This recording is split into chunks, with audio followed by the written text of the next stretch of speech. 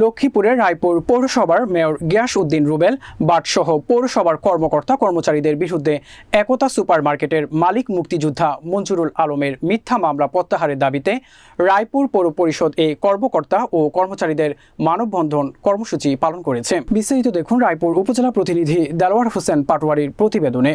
মঙ্গলবার বিকেল 4টায় রায়পুর পৌরসভার সামনে রায়পুর চাঁদপুর মহাসড়কে পৌর পরিষদ ও কর্মকর্তা কর্মচারীদের ব্যানারে 1 ঘণ্টাব্যাপী এ মানববন্ধন পালন করা হয়।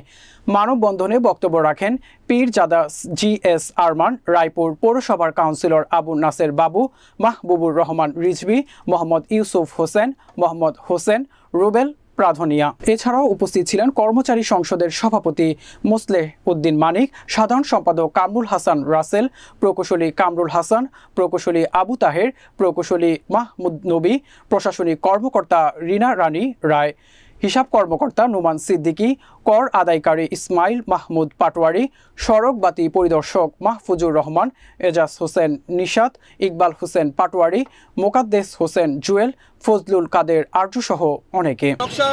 যেভাবে করা হয়েছিল ওইভাবে কাজ করে নাই, এর জন্য আমাদের পৌরসভা থেকে কর্মচারীরা বাধা দিয়েছিল।